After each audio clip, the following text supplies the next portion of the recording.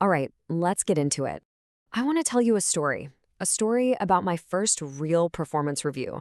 And I'm willing to bet it's a story many of you will find, well, a little too familiar.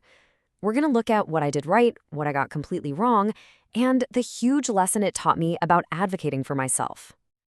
You know that feeling, right?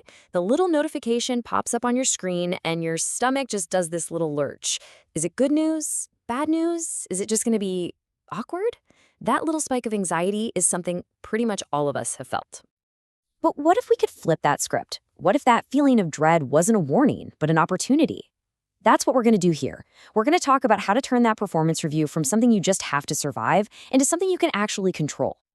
Looking back on it now, it's so clear. The outcome of that meeting was pretty much decided long before I ever walked into that room. And it all started with my prep work. This right here, this was the one thing I absolutely nailed. I created what I called a brag file. And listen, I know that sounds a little cocky, but it's not about arrogance. It's about having the receipts for your own hard work.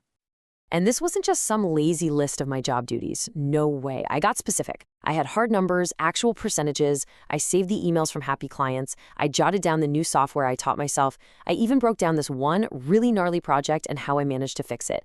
Every single point was a piece of solid proof. And the psychological effect of doing that was huge. I wasn't going in there just hoping my manager was in a good mood. I was walking in with a case file. I felt prepared. I felt in control. And that confidence is half the battle. But as you're about to see, it really is only half the battle. So I'm sitting in the room feeling pretty good. My manager starts talking, and it's all going fine. Until suddenly it wasn't. This is where the wheels completely fell off. And there it was, that classic piece of vague feedback. Show more initiative. What does that even mean? It feels impossible to argue with because you can't even get your hands on what it is. And just like that, all that confidence I'd built up, it just vanished. So what did I do? I just kind of deflated. I nodded my head and said, okay, pretty much just wanting the conversation to be over.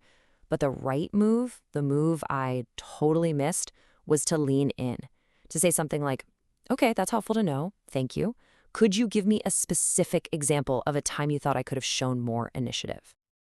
And this was the real tragedy of it all. I had this folder on my lap, jam-packed with proof of my accomplishments, my wins, my initiative, and it just sat there, unopened. I had all the evidence I needed to respond to that vague comment, and I never used a single piece of it. I mean, really, all that preparation was for nothing, because when the pressure was on, I froze. I saw my manager as a judge, and the review as a test I was failing. I completely forgot that it was supposed to be a dialogue, a conversation that I was an equal partner in. Walking out of that meeting, I felt terrible. But sometimes feeling terrible leads to a breakthrough. And this led to a massive realization, a true epiphany that has shaped my career ever since. It all came down to a skill I didn't even know I was missing. Self-advocacy. Now, this isn't about being argumentative or defensive. It's about taking ownership of your own story. It's about proactively guiding the conversation to make sure the person across from you has the full picture, the data, the context, everything they need to see you clearly. And this was the heart of it. This wasn't me, a student, getting a report card. This was me, a professional, having a business conversation with a partner. We both had a stake in my success, and we both had information to bring to the table. So how do you actually do it? Well, think of it like a four-step process. 1, just listen. Don't plan your rebuttal, just try to understand. 2, acknowledge what they said, then ask for specifics. 3, and this is the big one, you connect your documented proof to the conversation. You say, that's helpful. On the X project, for instance, I took the lead by doing Y and Z. Is that more like the kind of initiative you're talking about? See how that changes everything? And 4, you ask for the support you need to get even better. Okay, so let's put this all together into a practical playbook you can actually use for your next review. Think of this as your cheat sheet for success. First things first, these phrases are poison. They immediately put the other person on the defensive and just shut the conversation down. Your goal isn't to deflect or blame, it's to understand and align. So banish these from your vocabulary and replace them with questions. And here's another look at what should go into that brag file of yours. And remember, keep this going all year long. Data is your absolute best friend. Numbers are objective. Positive feedback from others is powerful third-party proof.